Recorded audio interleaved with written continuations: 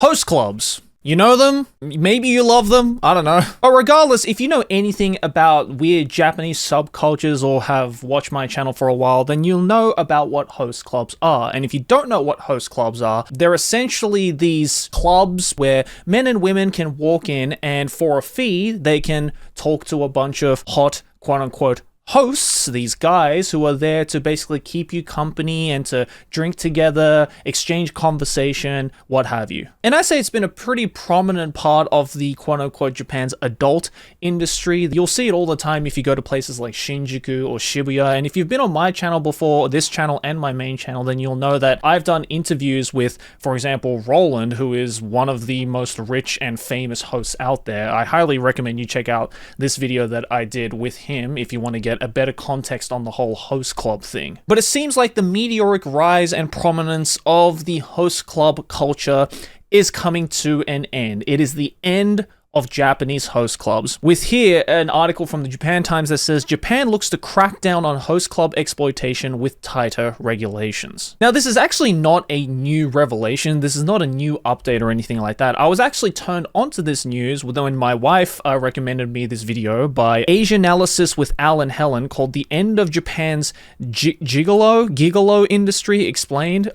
First of all, I didn't know what the fuck Gigolo is. I've never heard of that term before, but apparently it's a common term used to associate with host clubs. I've always just known it as host clubs, but either way, we're not going to be watching this video here on this video, but I highly recommend you to watch this video if you want full context on what is happening. I'll leave the link down in the description below. But the TLDR of it is that Japan has recently gone through and made some pretty big regulation changes on how Japanese host clubs should operate in light of a number of serious allegations and, I guess, exploitation cases that have come out from the host club industry. Now, this article came out around March the 7th, for context. The government approved a bill Friday to tighten regulations on host clubs, aiming to curb abusive practices that force female patrons into prostitution to pay off excessive debts. The bill will now be submitted to Parliament, where it will be debated. The proposal comes as growing reports of such exploitation have drawn public outcry in recent years.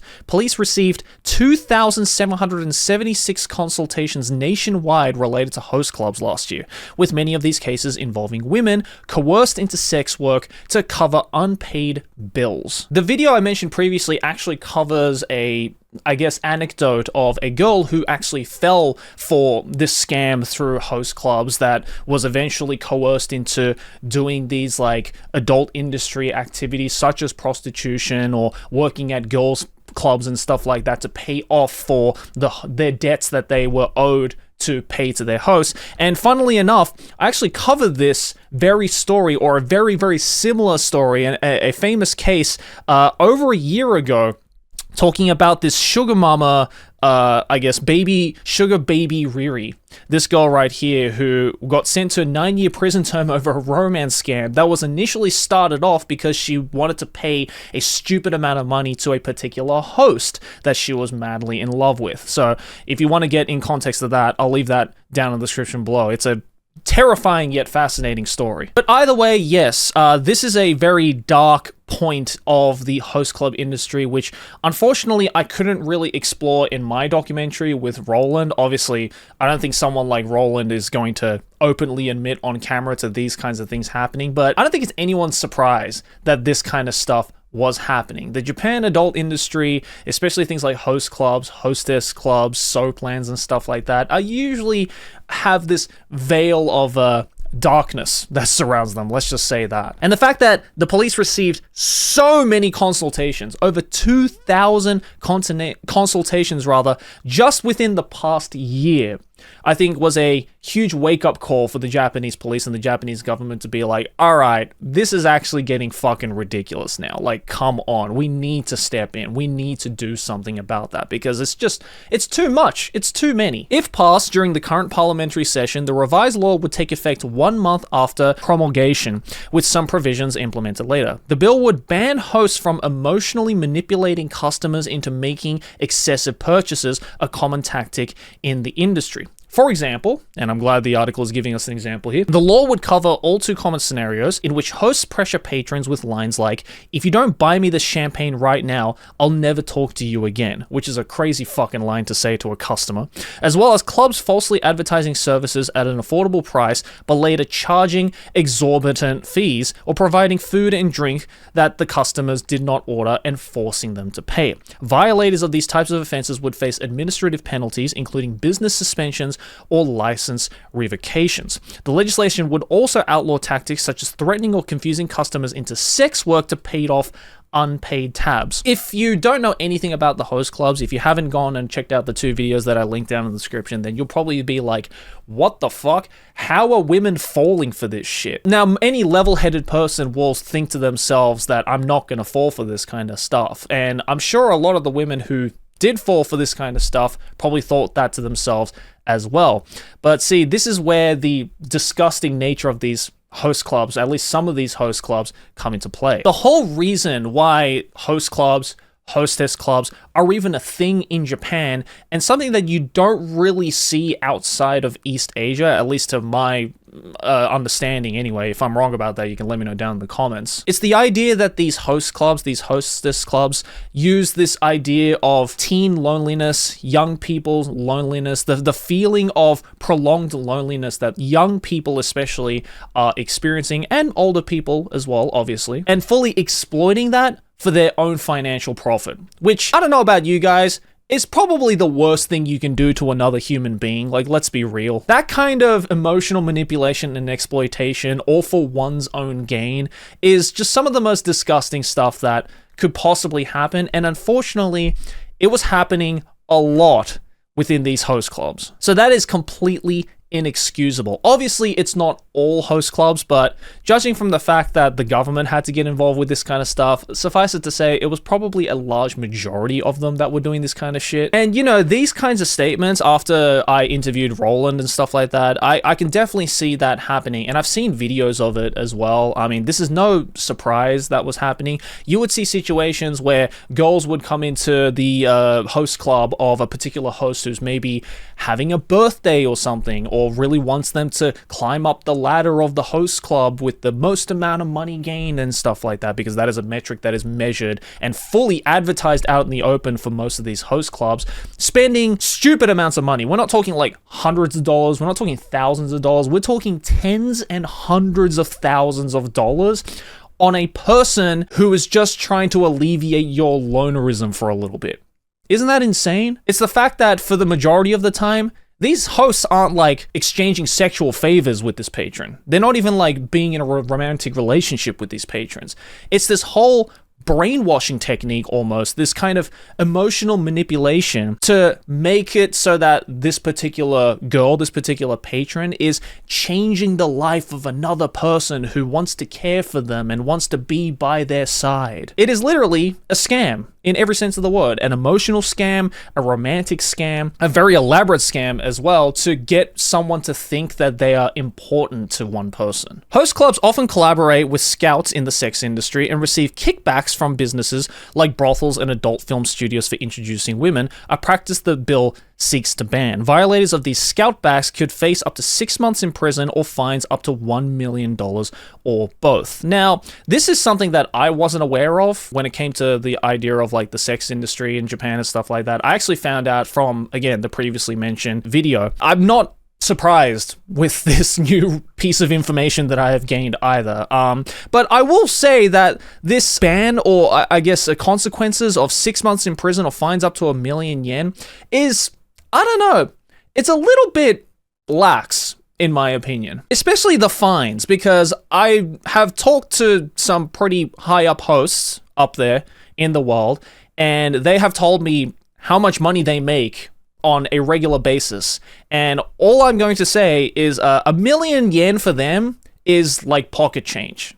It's not even a dent in some of these more successful hosts' wallets. So I legitimately don't know if a fine or even 6 months in prison is going to be something that will be enough to get these people to stop doing it. Because let's be real, whenever these kinds of legislations come into play, especially in the scouting business, especially in the sex industry, especially in the adult industry in Japan, there's always going to be loopholes. There's always going to be people sneaking money under the table, making sure that certain vital information is going to be swept under the rug so that there is no evidence left. Like, they have found ways. The fact that they have found a way to even set up this scouting or scoutback system to begin with tells you that there is always going to be a way that will be found no matter what legislations are put on it, unless, of course, the consequences are a lot more extreme. Unless, of course, the consequences are a lot more longer than, say, 6 months in prison or a fine of 1 million yen. Penalties for operating host clubs without a license would also be significantly increased, with companies being forced to pay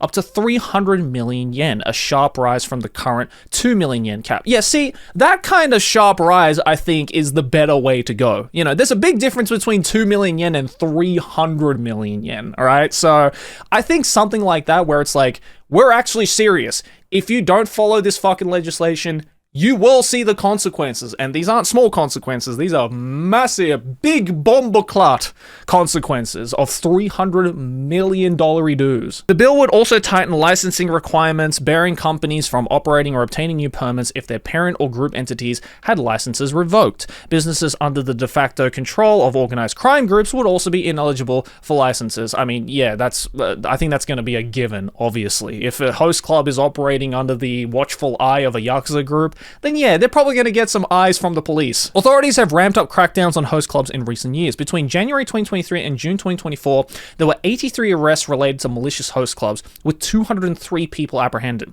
Hosts accounted for 90 of those arrests, while club managers and other staff made up 64. Cases involving women around 20 years old and hosts have skyrocketed since May 2023, when the COVID-19 restrictions were lifted. During the pandemic, many hosts turned to dating apps and social media to solicit customers while clubs were closed. When someone is broken, hosts slip into the cracks, adding that hosts often manipulate women psychologically while scouts physically entrap and exploit them. If you've been to Japan before, if you've ever been to any major cities like Shinjuku or Shibuya, Harajuku, or even other ones outside of Tokyo, for instance, you will see these guys looking very shady, seeing maybe a group of young women walk past, and then catching up to them and being like, One-san, you're really pretty. Do you want to, make some money from your prettiness? Do you want to be a star? Which most of the time they will advertise it as, oh, I'm a manager at a talent agency or an idol agency, something a little more family friendly, if you will. And then turning around and being like, the moment you sign that paper, just kidding, you're going into the corn industry now. You are going into the adult industry. You're going into the soaplands, the hostess clubs, the stuff that might not be a little as kosher as you thought it might have been. And it's the fact that these motherfuckers are doing it out in the public.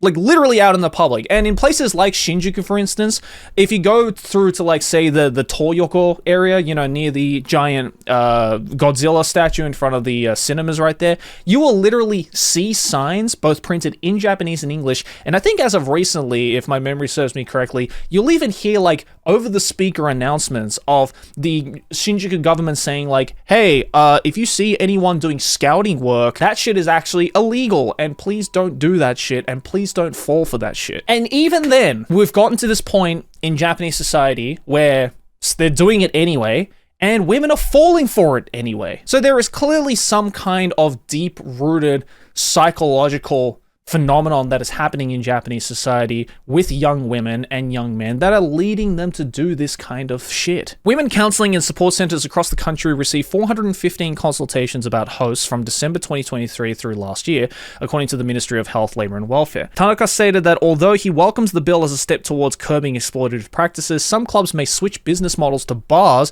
while maintaining predatory tactics, creating a potential game of cat and mouse. And yeah, I'm actually completely agreeing with this last point here. As I mentioned earlier, they've found a way to slip through the cracks, both psychologically and under the book of the law, to do these kinds of malicious acts.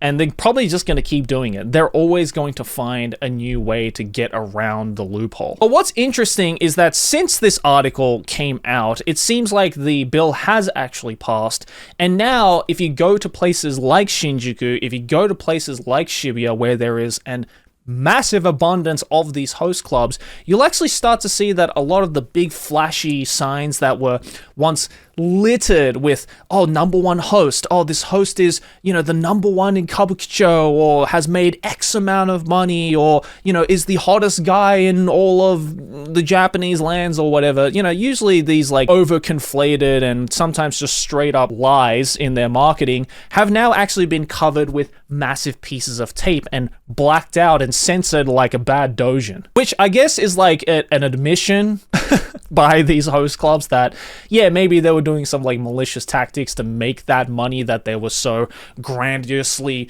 marketing towards the public that walked past these host clubs. But at the same time, I just don't know if this is going to like completely stop these malicious acts from happening. As the article mentioned at the end there, I think they're always going to find a way to get around these loopholes. And until there are harsher consequences for this stuff, and I guess some kind of solution for the more deep-rooted psychological issues that a lot of these young women in Japan are facing through loneliness and whatnot, I don't think this thing is ever going to stop. This problem is not going to end. So yeah, that's about it. I just wanted to talk about that. Let me know your thoughts and opinions about it down in the comments below. And thanks for watching. Hey, if you enjoyed this video, make sure to smack my face right here. Subscribe to the channel. Let's keep making big channel number go bigger. Over here next to my head, a couple more videos you can check out if you enjoyed this one. And I'll see you all in the next video.